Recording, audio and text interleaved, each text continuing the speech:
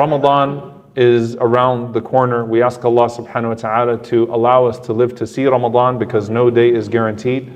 And we ask Allah subhanahu wa ta'ala to grant us acceptance in the month of Ramadan, because acceptance should not be taken for granted.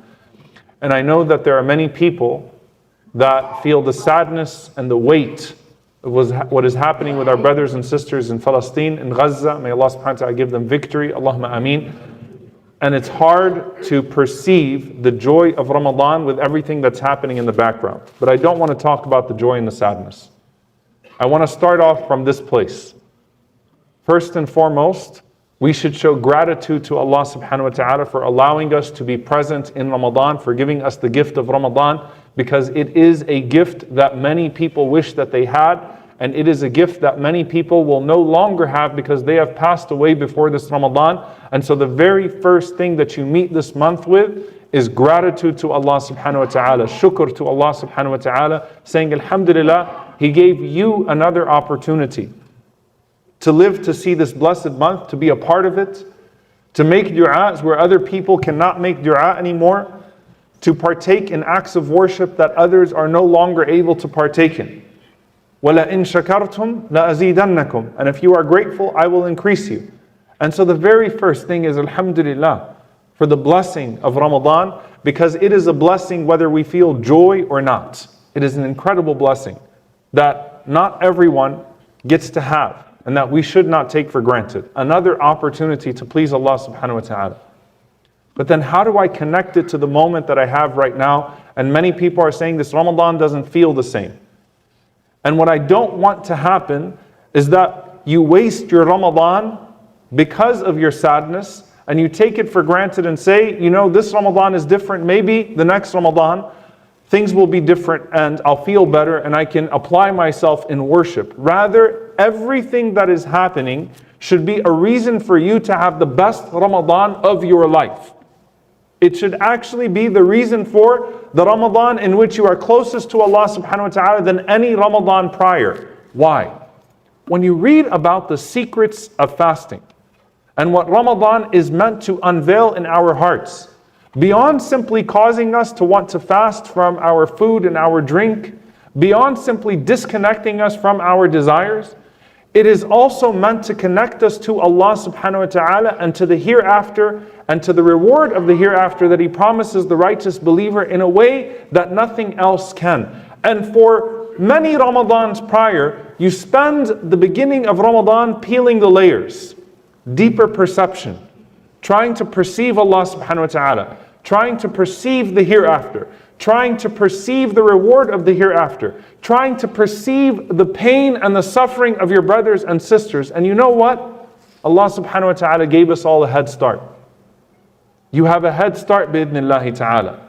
You need no one to tell you about the appetite that you have for this world being out of control. When the Prophet ﷺ saw Israfil alayhi salam with his lips puckered to the horn, he said, كَيْفَ أَنْعُمْ كَيْفَ أَنْعُمْ. What appetite do I have for this world after I saw that blow of death? And so if you've lost your appetite for this world after seeing what is happening in Gaza, you've gotten a head start on Ramadan. Because Ramadan is meant to diminish your appetite for this world, not just your appetite for food and drink. You've gotten a head start in Ramadan.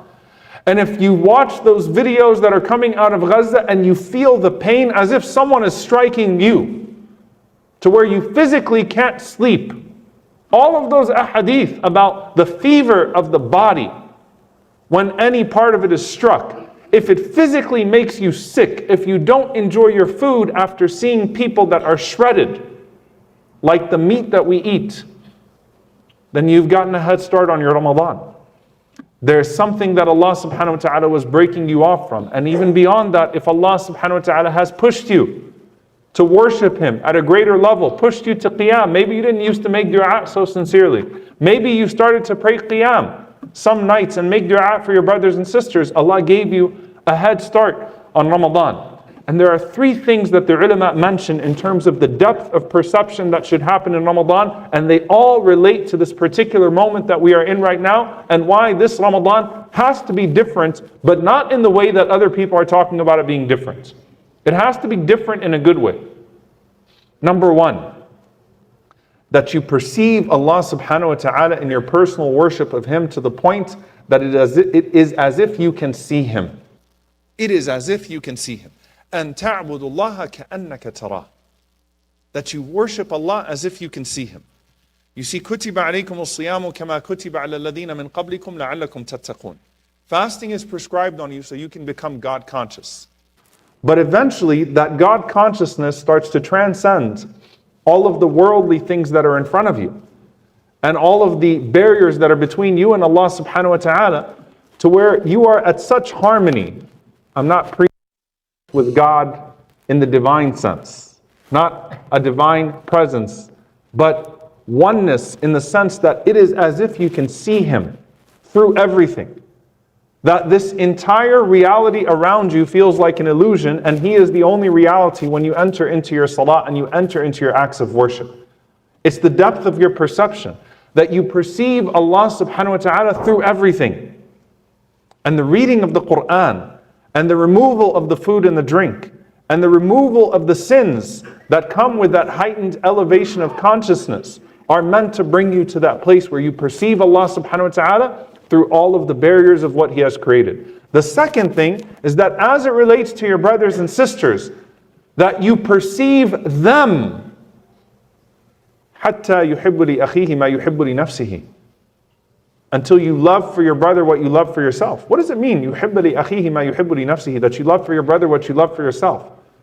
That you see yourself in your brother. That you remove all of the barriers between you and your brother and sister to the point that you don't just see a shared humanity, but you actually see an inevitable existence. You are me. That person in Gaza is me.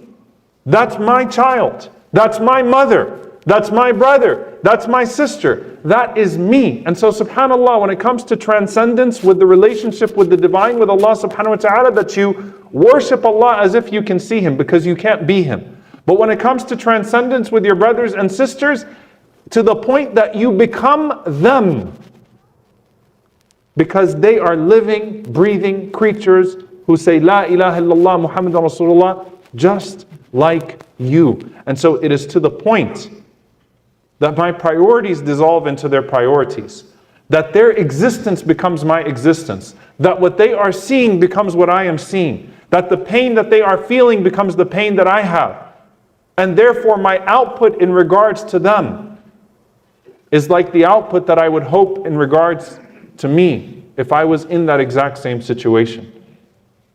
And so transcending the dunya with your perception of Allah subhanahu wa ta'ala as if you can see Him, transcending the dunya with your brothers and sisters as if you are them, and transcending the material worth of this world in pursuit of the greater reward of the hereafter. And that was the realization the companions came to in the Khandaq when they were in that trench, as they are facing a genocide in Medina. Allahumma la aisha illa aishul akhirah faghfir lil ansar wal muhajira. Oh Allah, there is no life except for the life of the hereafter. What are they trying to do? They're trying to protect themselves in this life. But in trying to salvage what they have of this life, they actually came to the realization of what the worth of that life actually is. These young men are digging away in a ditch, and everyone is on their toes about what is to come. But in that is a realization, you know what? This really isn't anything. Allahumma la aisha illa aishul akhirah. There is no life except for the life of the hereafter. There is nothing that is truly worth it, in the sense that it would cause me to compromise what is in the hereafter. And so I bring you back to Umar ibn Khattab radiyallahu ta'ala anhu in that moment. The scholars say of that gift, obviously karamat al-awliya and the companions used to have these things happen to them. Miracles that would happen to them. Not the miracles of the prophets, but miracles that would happen for them. That this is a miracle that Allah subhanahu wa ta'ala opened for him in that moment and gave him a portal into something that he physically was not in proximity to. But they also mention that there's a connection. This is the same man who used to fear that Allah subhanahu wa ta'ala would prosecute him on the day of judgment because a donkey in Iraq would complain about the road not being straightened for it on the day of judgment. About him. And so if he carries that hem, if he carries that passion, that type of compassion for a donkey in Iraq and fears the reprisal, fears the consequence of neglecting it, how much more do you think his heart was actually in Iraq with Sariya and his companions in those moments? It's more than just a miracle. It's a miracle that's produced out of equality. They are me and I am them. I start to see the world through their eyes as if their world is actually my world. And so when someone says, what is Ramadan like this year? A lot of our religion is putting ourselves in different situations than the one that is obvious to us around us. Dear brothers and sisters, this Ramadan, I have a challenge for yourself and for me. I want you to wake up every single morning in Ramadan and not just make dua for your brothers and sisters in Gaza and try to appreciate the blessings that you have. I want you to wake up every single day of Ramadan, 29 or 30 days. And after you praise Allah subhanahu wa ta'ala, الَّذِي أَحْيَانَا بَعْدَ مَا أَمَاتَنَا, the one who gave us life after death, I want you to say, what if I just woke up in Rafah? What's on my mind right now? What's in my heart right now? What is a person waking up in Rafah right now seeing? And how can I be there for them? As your day goes on, what am I reading? What am I thinking about? What are my priorities? Every moment of the day in Ramadan, don't just try to perceive Allah subhanahu wa ta'ala as you should through the worldly existence around you. Try to perceive life through the eyes of your brothers and sisters, and it should not be that hard because you are seeing them constantly in their suffering. You've probably been more exposed to their suffering now than you were ever before to anybody else. What is it right now in Rafah? If I'm breaking my fast, if I even have bread in Rafah, how am I breaking my fast? What am I doing in Gaza with the airstrikes falling upon me? What type of devotion am I having when I am reading Quran? Because I can tell you, by the way, that despite everything that is happening to them, mark my words, they will be praying Taraweeh, even with the airstrikes. Mark my words, they will be asking questions about how to fast, even if they have nothing to break their fast with. Mark my words, they are thinking about how to find Laylatul Qadr, even though they don't know if they're going to live to see another night. And none of us truly know. But with death so imminent, they're still thinking about catching Laylatul Qadr. You are going to see the images of ibadah, of worship coming out of Gaza. This will be a different Ramadan for them, and it has to be a different Ramadan for us too. When COVID hit a few years ago, everyone talked about the COVID Ramadan. And how do you find Ramadan in your house without the community spirit? This time, I'm telling you to find Ramadan with an ummah that is so overwhelmingly in pain that it is in the emergency room. How are you finding Ramadan in the ER right now as an ummah? You've got to think about it differently. And when you force yourself to worship Allah subhanahu wa ta'ala despite that pain, knowing that your pain is not as great as their pain, then I want you to imagine the hadith of the Prophet ﷺ in Sahih Muslim, that Ma'qil ibn Yasar radiyallahu ta'ala anhu narrates that the Prophet ﷺ said, Al-ibadatu fil harj ka hijratin ilayya. To worship Allah subhanahu wa ta'ala in hard times is like making hijrah to me, is like migrating to me. And the scholars mention so many blessings from that. The first one being لِكَثْرَةِ الثَّوَابِ, because the good deeds are more when you worship Allah subhanahu wa ta'ala through pain. And if you are voluntarily enduring emotional pain and suffering because of your brothers and sisters, and you're worshiping Allah subhanahu wa ta'ala with that pain and asking Allah subhanahu wa ta'ala to relieve them of that pain, then that is far greater than your comfortable worship. I want you to think about the things you were asking Allah subhanahu wa ta'ala for last Ramadan, and what will you be asking Allah subhanahu wa ta'ala for this Ramadan if your heart and your mind are in the camps in Rafah? What are your priorities in your dua this Ramadan? And shouldn't your du'as provoke more tears this year than your du'as did last year? Dear brothers and sisters, it's a different Ramadan for us, and it has to be a different Ramadan for us. And on an individual level, it has the potential to actually be the most spiritual Ramadan of your life. Don't waste it. Don't waste it away. Take the emotions that you have this year and turn them into a Ramadan that you've never had before. by imagining every day that you are having Ramadan in Rafah.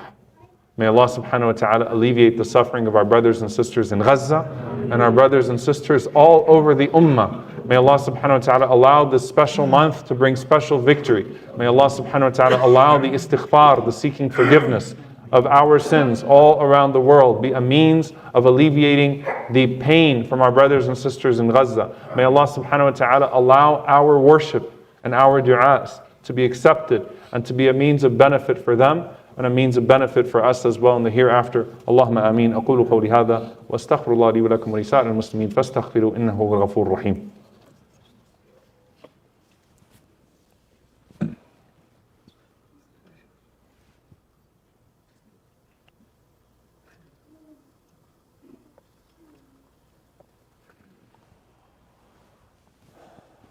الحمد لله رب العالمين والصلاة والسلام على رسوله الكريم وعلى آله وصحبه أجمعين. العبادة في الهرج كهجرة إلي. May Allah subhanahu wa ta'ala accept the true ibadah of those that are truly in pain, my brothers and sisters in Gaza.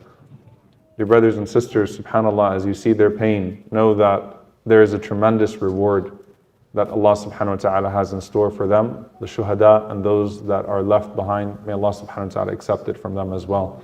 Make this month a means of ease for them. Allahumma ameen.